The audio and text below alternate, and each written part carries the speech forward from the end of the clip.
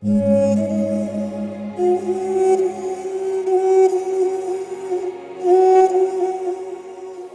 ngasi koi laksari si YouTube channel khuyung gi mapau haraga khangnaba YouTube channel gi maigei degi laksabani ngarang si social media da ozagi social media da thengna jabani moirang amadi manipur gi oina akau pari chan khaba leiro nung da lei khaba adugumba yamna tangba lallama ojana ngarang pung pirakhi hari basigi matang sida ojaga wari otai sana jagi haidana ai koina khongdoi hunjarakoni ojagi sinba kaya amu kaithokpiduna ai koigi khuyung mapau YouTube channel gi magi de kaithokpibagi damak ojagu han mutada nam philetana thalatse khuyung mapau taram noksari da ngarang thokriba thawdok asi gi matangda matau karamna kramaina thokriba no karigi damuta makhoi na sigumlaba national threat oiraba dugumlaba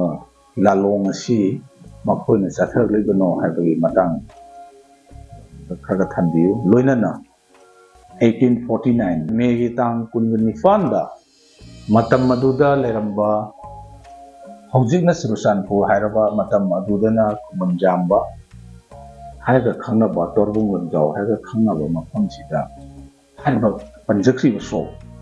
28 May 1849 da matam du leramba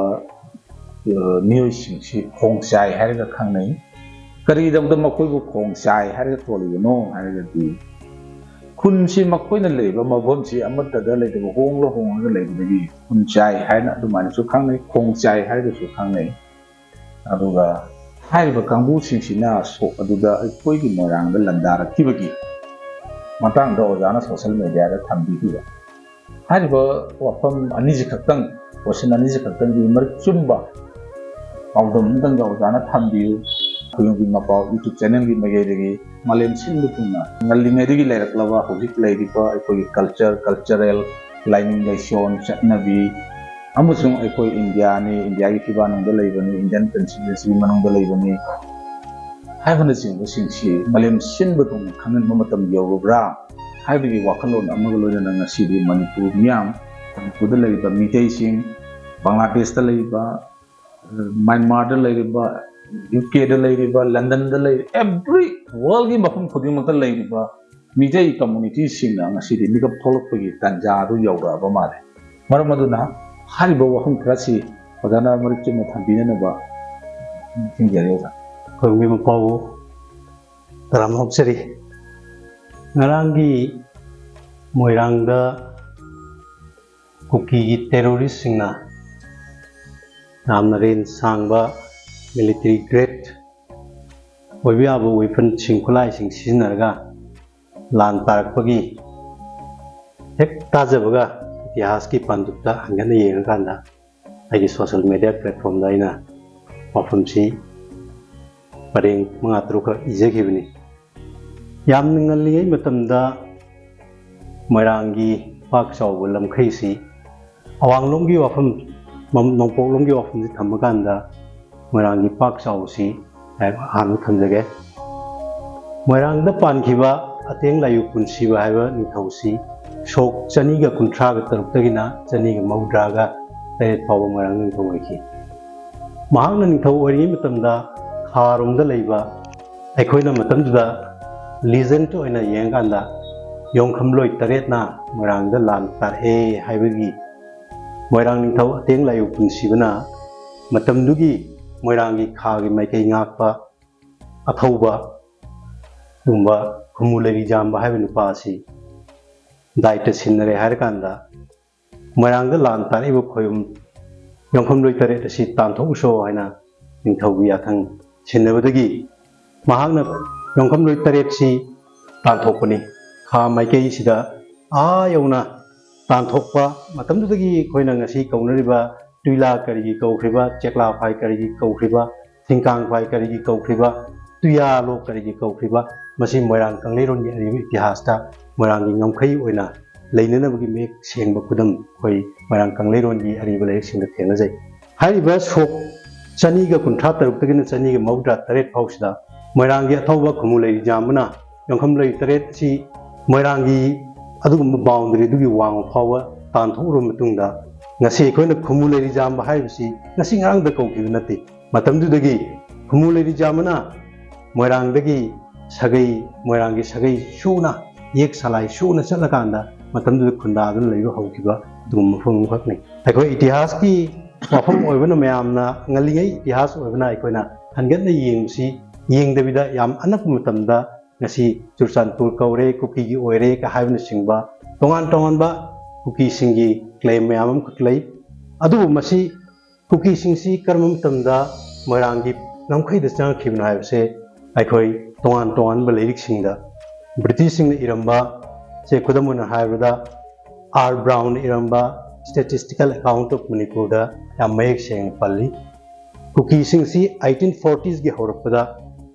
मोइरांगी नमखैसिदा चांख मतमदा मोइरांगसी 1432 की मतुंग दगी मोइरांग सी मैतई की लोइलम ओइरे हैना अखोई कोई मैतई निंथौ खोमन पानुम तम मोइरांग दना निंथौ सना होंगबा युवांग खुदिक्लाई सना होंगन पानुम तमदा मैतई न मोइरांग सी मैथि पीखिबदगी कोई मोइरांग सी मैतई की लोइनी हैना अखोई लेरकनी अदुना 1840s की हरकदा कुकी सिंसी अखोई की लमखैद चांग मतमदम सी मैतई निंथौ अमसुंग ब्रिटिश की पॉलिटिकल एजेंट सिंग यावना मोइरांगी खा नोंचुक थंगबा चिंगी सरुकसिंग मोइबु चाना थकनाबा फिरोल पीदुना थमकी हाबसे कोई अरिबा लेरिकसिंग दे कोई लोइना हजि फावबा रेकॉर्ड लोइन लई मरमुदरा कुकी सिंगसी यामना अथेंगमा मतम हाबदी 90s की होरकपदाइदा और एनोगी खोगे 18th century और 19th century दाइदा चांखिबने हसिन मेक सेंगे मखोय हेक चांखिबगा आइना सोशल मीडिया दा थमजबा 1849 की मेदा मखोइना मोइरांगदा प्लान तारकी हाबसी ngasi लेरिबा अखोगी हौजिक हौजिक लेरिबा प्रेजेंट मोइरांग सिनते मतमदुदा तोरबुंग लमजाव नत्रगा खुमुजाम लमजाव हैना खंगनबा अदुगुंबा मोइरांगी लमखै सरुकदुदा प्लान तारकीबनी मदुगी मतुंगदसु अखोई खंबथोइबिगी वरिदे युमफम ओरगा यावरिबा मोइरांग मंतक हाबसी थंजिंग खुबंगी वांगदा लेबा दुंबा खुल्लम खकनी मसिगी मंतक सेसु 1854 da sum plan ta silakanda moirangi ngomkhai sarukne haibase masigi leiram itihas ki adugumba tarang bu khudum singse muthatna na baina kuki singna lep leitana honarga lakdo madu akoi yamna tasengna itihas ki pandup sing nei no kanda akoi yam mek sen khangi sida karigumdang hamja ho kya dada 1949 da koigi landarakri si koigi jaga koi proper moirang sida na te moirang lamkhai dani hojik na Maharaj Churchan na mami thombiram ba Churchanpur hariba mafam sidani adu mafam sida matam maduda leram ne bisi kukira karba community no simdang mek seng na mafam sida aikoigi itihas ki pandup sing nei na kanda aikoina angan matamda somda leram si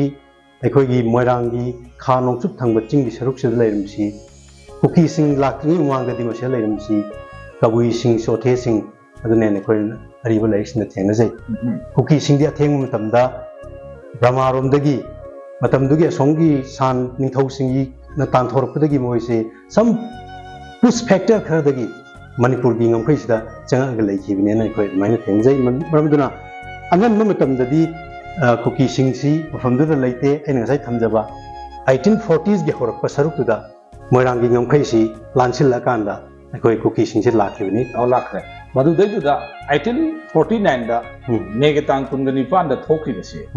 masi matamdu leramba community si khongchai leirabra kuki leitri habane na landarai si thai kabiduna oiduribra karamba community na oigadau detail masi koina Saitharol kumba bamsung atop election thengnabdi khongjai hana lei khongjai hana thengnajai aduga khongjai singsi akhoi kuki gi tribe singsidi yami makhal se mahoi si akam hau haiba kari tongan ba tribe makhal singsi masing khangdana akhoi changsilaki haibase akhoi aiba lairiksinda thengnajai aduga specifically 1849 da tawbase akhona aiba lairiksinda khongjai singnani hena adumaina thengnajai aduga sai koi thangjingi wang da leba manthak se manthak sina so kya da ne roja 1854 da 1854 da adu regadi masida attack tawriba sisu moyang langkhoi da amasung moyang langkhoi orga su kun manipur ni kanglai pak ni matam da kanglai pak hairam da yai sana lai pak hairam da yai attack tawrai si koi gi manipur da ni hauji manipur si man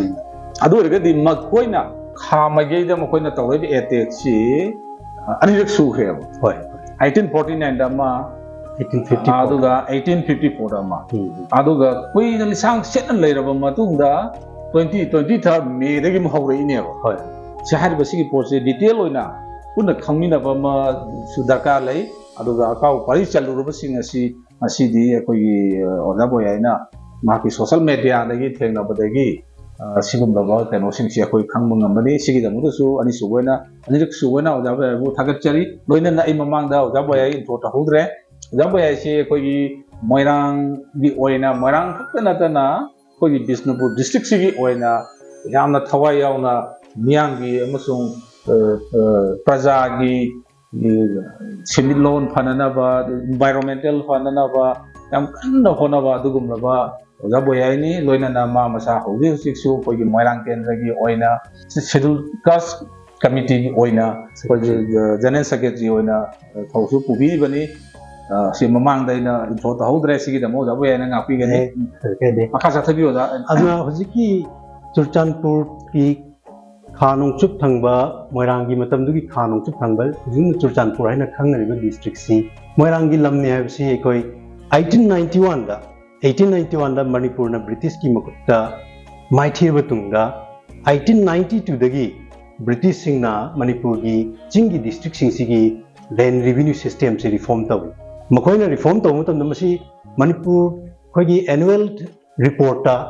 British na palingi matam gi Manipur gi annual report ta 1892 to 96 की annual report याम action यावरी बदली मणिपुर की lump चिंग की lump से कोना सरुक मंगा थोना खाइदुई revenue administration नुआइना बिदम त आइकोय अवांग दा आइकोय माउ लम हैना खाइदुई अवांग नोंपोक ता तांखुल लम हैना खाइदुई अवांग नोंपोक की मखा खा नोंपोक लम दा आइकोय तामु लम हैना खाइदुई अदुगा खा नोंचुक सिना हौजिक चिंगी फ्रेजोलम सुं Churchanpur district ओरिबसिना मोइरांग लमैना मखोइना डिफाइन तौबि अदुगा ब्रिटिश ना asi sokya gi ogador 1892 की administrative reform administration report मसी याम फजन पनलग यावरि मणिपुर की annual होगी report हाइब तारे मणिपुर की administration report 1892 96 की सिदा कोई मदु हेंगनबि गने न खनजै अदुना एकोय 1892 दा सोंगी खा नोंचुक की चिंगी सरुक्सी मोइरांग लम हैन मकोइना डिफाइन तौरकांदा चिंगी लम सिंगसी रेवेन्यू कलेक्शन सी अदुमाइना तौरगा लौखली सिना क्लियरली एकोइदा ताइबदी मसी मोइरांगी लमनी हैबसिमा यामना खैसिंग ताइ अदुगी मतुंगदा यामना अथेंगबा मतम हाइब तारे एकोइ मणिपुरना भारत तिनद्रिङै ब्रिटिश की मखादगी दी मणिपुरना निंगतमबा 1947 एकोइ निंगतमे एकोइ निंगतम मतुंगदा मणिपुर की ओइबा मसागी कॉन्स्टिट्यूशन 1947 कॉन्स्टिट्यूशन लेजरेको अदर 1947 की कॉन्स्टिट्यूशन सी की मखा देखोई मणिपुर 1948 ता इलेक्शन तवे 1948 ता इलेक्शन तब कांदा एकोई नसी मोइरांगी चिंगी लम ओइबा एकोई प्रोजेक्ट मनिंगी कबुई चोथेना तारिबा सिदगी हौर कांदा तोरबुंग बंगला मनिंग हेंगलेप स्वागी चिंग परेंगसी एकोई सी मोइरांग हिल साइना कॉन्स्टिट्यूएंसी मोइना तौर कांदा भोट थेंगनखियो मोइरांग सी मतम दु केंद्र नि सुई मोइरांग जनरल हाइबंगा मोइरांग हिल्स हाइबंगा सिना क्लियरली एकोइदा नसी की मिरोन दा एकोइना अदुगी पॉलिटिकल हिस्ट्री और अदर खोगी हिस्ट्री में हमसे नैनब कांदा याम मेक सिंगसी अनु मतमदा मोइरांगी ngमखैदा कुकी सिंगसी बर्मारोमदगी चेलकदा ब्रिटिश की एजेंट सिंग मसुंग मैतै निंथौना चंगजफम पीरगा लेहनथि हाबिसिमा आइबो इलेक्शन दा मेक सेंग यावरि अदुगी मतुंगदा 1892 दा अमुक साउथ वेस्ट की चिंगी सरुक सिंगसी मणिपुर की रेवेन्यू चिंगी रेवेन्यू की बाउंड्री याक मतमदा मोइरांग लम हैना डिफाइन तवी ꯑꯃꯁꯨꯡ 1948ꯀꯤ ꯏꯂꯦꯛꯁꯟꯗ ꯉꯁꯤ ꯃꯣꯏꯔꯥꯡ ꯊꯥꯡꯖꯤꯡꯒꯤ ꯆꯤꯡꯒꯤ ꯔꯦꯟꯖ ꯍꯦꯡꯂꯦꯞꯀꯤ ꯂꯩꯔꯤꯕ ꯆꯤꯡꯒꯤ ꯔꯦꯟꯖ ꯄꯔꯦꯡꯁꯤ ꯃꯣꯏꯔꯥꯡ ꯍꯤꯜꯁ ꯍꯥꯏꯅ ꯃꯁꯤꯗꯒꯤ ꯀꯦꯕ ꯇꯤꯂꯣꯡ ꯍꯥꯏꯅ ꯑꯩꯈꯣꯏ ꯀꯣꯝ ꯆꯥꯝꯈꯛ ꯀꯥꯈꯤꯕ ꯆꯤꯡꯒꯤꯁꯤꯗ ꯁꯤꯅ ꯀ꯭ꯂꯤꯌꯔꯂꯤ ꯑꯩꯈꯣꯏ ꯃꯅꯤꯄꯨꯔ ꯃꯤꯌꯥꯝꯗ ꯉꯁꯤ ꯆꯨꯔꯆꯥꯟꯄꯨꯔ ꯍꯥꯏꯅ ꯂꯩꯔꯤꯕꯁꯦ ꯃꯇꯝꯗꯨꯗ ꯃꯣꯏꯔꯥꯡꯅꯤ ꯍꯥꯏꯕꯁꯦ ꯃꯁꯤꯅ ꯄ꯭ꯔꯨꯐ ꯇꯧꯔꯒ ꯇꯥꯛꯆꯕ ꯄꯣꯠꯅꯤ ꯑꯗꯨꯅ ꯍꯧꯖꯤꯛꯀꯤ ꯑꯩꯈꯣꯏ ꯂꯩꯔꯤꯕ ꯉꯁꯤ ꯆꯨꯔꯆꯥꯟꯄꯨꯔ ꯀꯧꯔꯤꯕꯁꯤ ꯑꯩꯈꯣꯏ ꯃꯣꯏꯔꯥꯡꯒꯤ ꯂꯝꯅꯤ ꯍꯥꯏꯕꯁꯤꯃꯗꯤ ꯀꯛꯅꯤꯡꯉꯥꯏ ꯌꯥꯎꯗ꯭ꯔꯦ ꯀꯨꯀꯤꯁꯤꯡꯗꯤ ꯔꯤꯁꯦꯟꯠꯂꯤ ꯆꯍꯤ ꯆꯅꯤꯃꯨꯛꯀꯤ ꯀꯩꯅꯣꯁꯤꯗ ꯂꯥꯛꯈꯤꯕꯅꯦ ꯁꯤ ꯑꯩꯈꯣꯏꯅ ꯃꯗꯨꯅ ꯑꯩꯈꯣꯏ ꯄ꯭ꯔꯨꯐ ꯇꯧꯖꯩ ꯊꯝꯖꯔꯤꯕ ꯋꯥꯐꯝꯁꯤ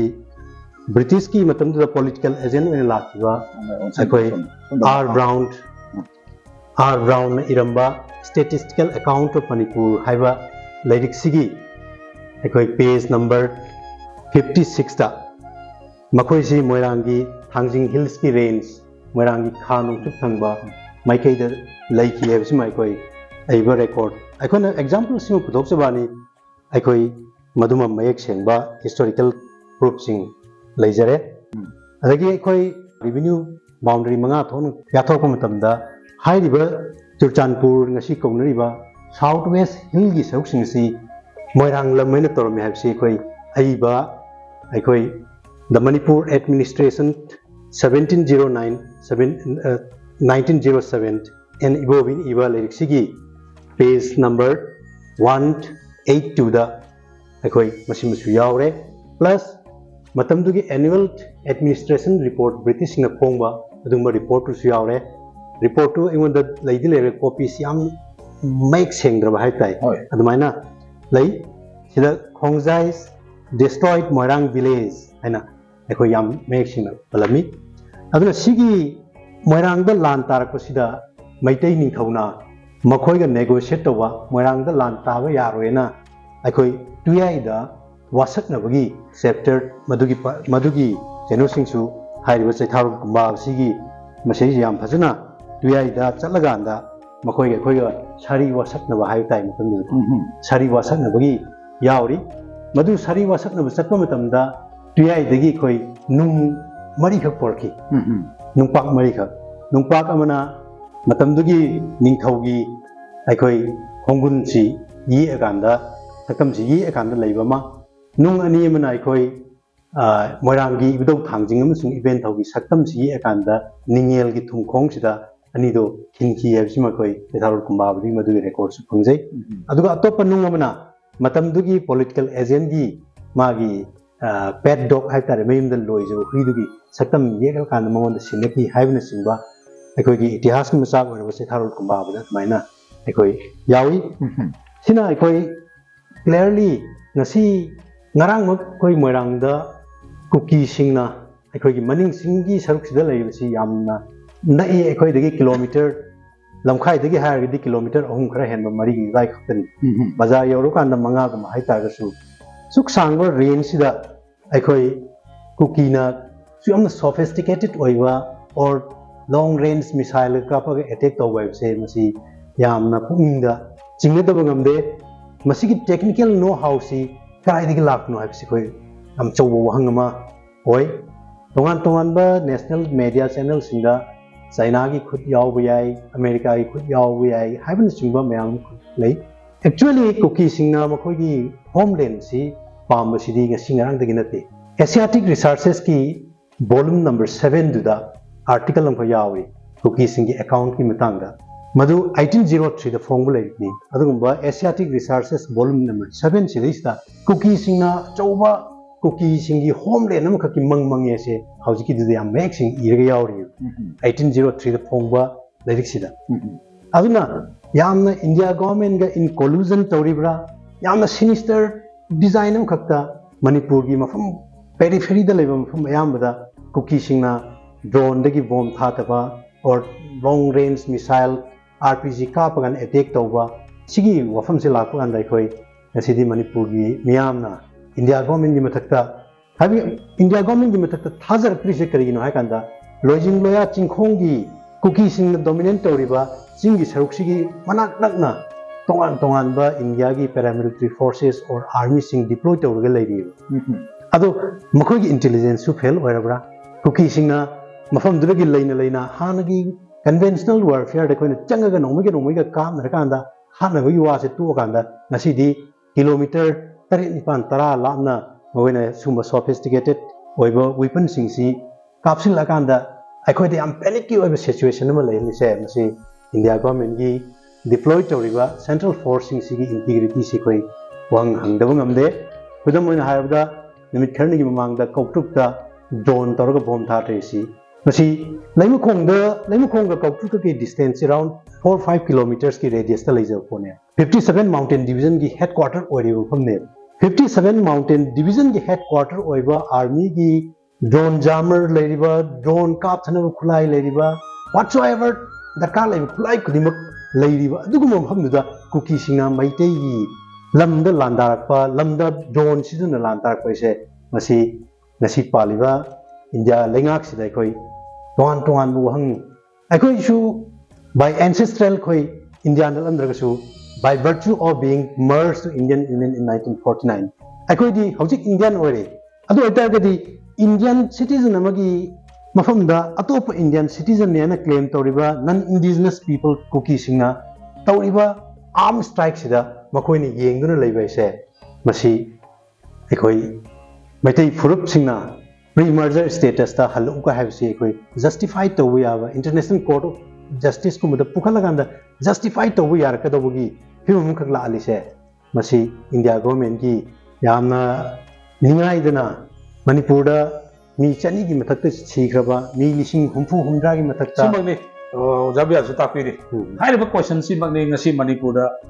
ꯑꯃꯗꯤ ꯃꯥꯂꯦꯝꯒꯤ ꯃꯐꯝ ꯈꯨꯗꯤꯡꯃꯛꯇ ꯂꯩꯔꯤꯕ ꯃꯤꯇꯩꯁꯤꯡꯅ ꯍꯪꯅꯔꯤꯕ ꯋꯥꯍꯪ ꯃꯁꯤꯒꯤ ꯋꯥꯍꯪꯁꯤꯒꯤ ꯄꯥꯎꯈꯨꯝꯁꯤ ꯀꯅꯥꯅ ꯄꯤꯒꯅꯤ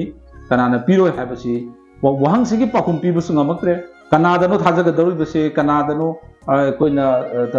ꯊꯥꯖꯒꯗꯧꯔꯤꯕꯁꯤ ꯍꯥꯏꯕꯅꯆꯤꯡꯕ ꯋꯥꯍꯪ ꯀꯌꯥ ꯑꯃ ꯉꯁꯤꯗꯤ ꯃꯅꯤꯄꯨꯔꯒꯤ ꯃꯤꯌꯥꯝ ꯈꯨꯗꯤꯡꯃꯛꯅ ꯇꯠꯇꯅ ꯍꯪꯅꯔꯛꯑꯕ ꯋꯥꯍꯪ ꯑꯃ ꯑꯣꯏꯔꯛꯑꯕꯅꯤꯅ ꯃꯔꯝ ꯑꯗꯨꯅ ꯉꯁꯤ ꯃꯅꯤꯄꯨꯔꯒꯤ ꯂꯣꯏꯖꯤꯡ ꯂꯣꯌꯥ ꯑꯃꯗꯤ ꯃꯅꯤꯄꯨꯔꯒꯤ ꯃꯐꯝ ꯁꯤꯟꯕ ꯊꯨꯡꯅ ꯂꯩꯔꯤꯕ ꯃꯤꯇꯩꯁꯤꯡꯅ ꯁꯨꯛ ꯋꯥꯔꯕ ꯃꯇꯝꯁꯤꯗꯩꯁꯤꯗ ꯇꯨꯃꯤꯟꯅ ꯂꯩꯔꯤꯕ ꯃꯔꯝ ꯀꯔꯤꯒꯤꯅꯣ ꯑꯩꯈꯣꯏ ꯏꯁꯥꯅ ꯂꯩꯕꯥꯛ ꯉꯥꯛꯆꯔꯒꯦ ꯍꯥꯏꯕ ꯈꯣꯜꯂꯥꯎ ꯑꯁꯤ